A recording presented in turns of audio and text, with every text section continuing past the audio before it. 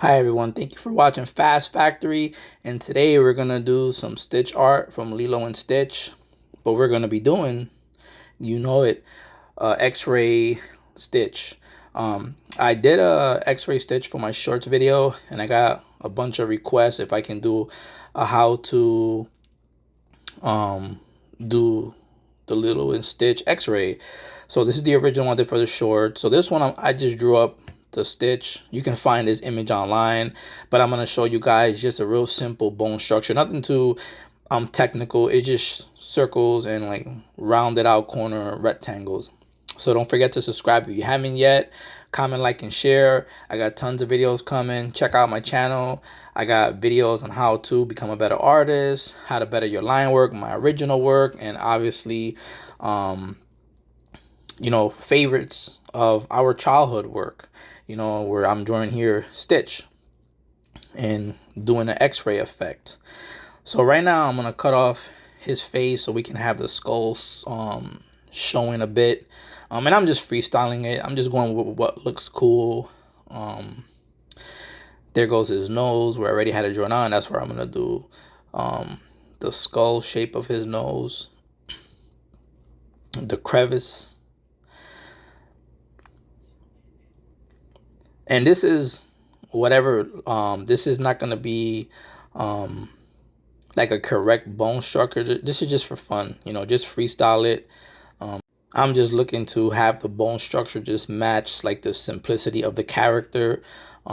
They are technical, I guess, X-ray views with the skeletal structure, but yeah, I like the simplified cartoony look. I'm a fan of the simple cartoony look characters, so that's what I'm going for here.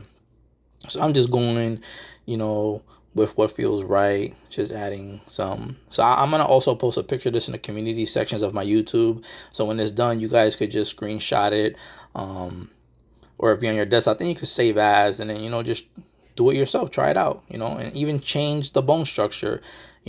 Right here I'm just doing a generic bone looking cartoony bone where the tops look like a unfinished heart, and then just a little rectangle in the middle, and just having fun with it. Little circles here on the hands, because we're gonna fill this in black to get that X-ray effect.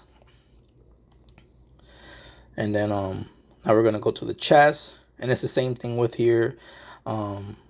His chest has a slight crease in it, like he's standing to the side, so you don't want to just draw a straight line through the middle. So that's why I curved the center part of his chest. And I'm not going to connect the bones. I'm just going to have them floating on the outside, just something that looks really cool, that goes with the piece.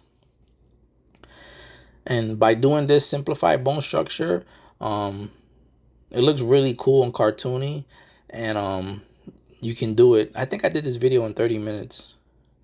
I'm gonna speed it up a bit just because the coloring process, I'm waiting for the paint to dry and everything. So but it was 30 minutes, so you guys can really have fun with it. I'm gonna be using alpha acrylic paint markers and a ballpoint pen for the details, so I'll walk you through it when we get to that point. And now I'm going to the hip area. It's like the number 8. We hollow out the center, and then I'm gonna continue with his legs, just doing the cartoony bone. Basically it's like an unfinished heart or a Y, like a bubble letter Y on both ends, and we just connect the center. So it just shapes that look cool, and just a bunch of circles for the feet. You could even, when it comes to the foot, make a rectangle there, but I just said let me do a circle. It looks really cool like that, real simple. Once we start coloring this in, it's gonna look really nice. It's gonna start to flow a lot better. And we're just gonna do an outline on the side. We're not gonna really color in the body, so we can have a really cool X-ray effect. But I'm gonna color in his head, so we can have more of that Stitch vibe. So we know that it's Stitch. So we're gonna shake up these markers. So I had issues with these markers. Well, not all of them. Like they've been working fine. I like them better on canvas. I feel like the paper really like absorbs a lot of like the fluid part of the marker, which is the binder. And then you have to hit it like a few times. On canvas, you could probably only just do 2 passes. I made a video on that, but I had some of the markers dry out on me. But I sent Alpha 6 Corp an email, and then I sent them a few emails, and I wasn't getting a reply, so I replied to someone else in the returns department, and I asked them for a few nibs, and they actually sent me a whole set of new markers. So I was surprised. So I'm gonna send them a thank you email for that. I mean, even though I sent a few emails, I didn't get a response from any of them. I only got a response from the returns email. But it was cool that I got a whole new set.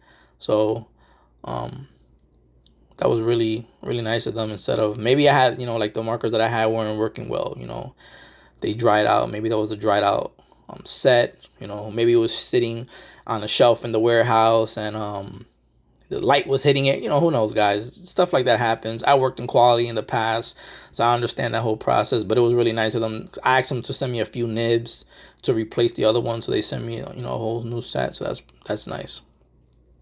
So let's get back to the video. So as you can see here, I'm just, I finished coloring the areas, that nice pink. That's what I like about Alpha 6 Corp. Their paint markers are really vibrant, the colors. That's why I really like them.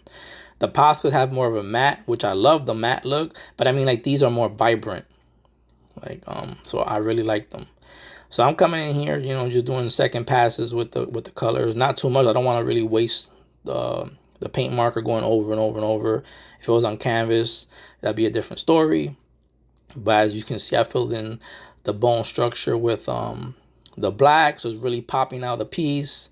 So I'm doing some little touch-ups here and there. Just there was some white showing through from the paper. I just wanted to cover that up. So right now I'm gonna be coming. I was looking for a dark blue. I'm like, I know this set has a dark blue. I can't find it. And then I realized I had it in the pouch. So I went there, got up, and I went to the pouch and I picked it up.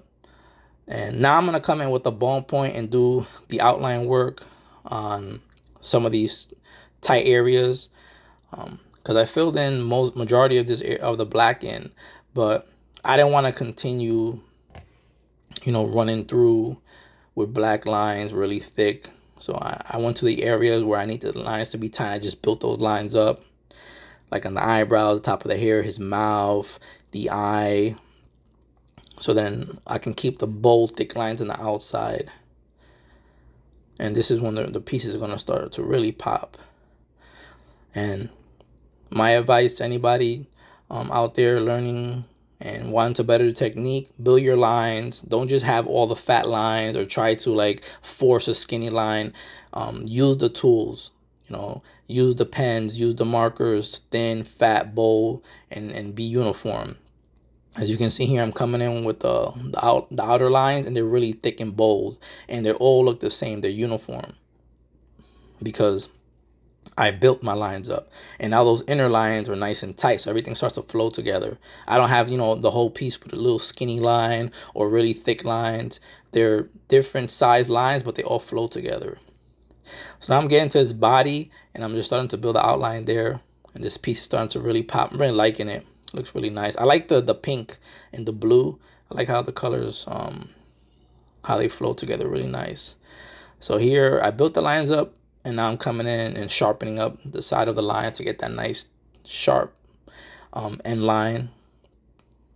As you can see there, the ear was like a fat line. I don't like the fat lines, so I try to clean them up, sharpen them up. So I'm doing that right now, sharpening up all the lines, doing some little touch-ups, building some lines here and there to make this piece start to really pop. And as I said, this was 30 minutes. And you guys should be able to do it, I guess, in 30 minutes as well. You're not really coloring too much more of the outline work. It's a way to practice, and you can build your line. So here I was, okay, there's some areas that are open up. Let me just add some more bone structure. I just added some extra bone areas, make it look a little better. It was just too open. It looks pretty cool.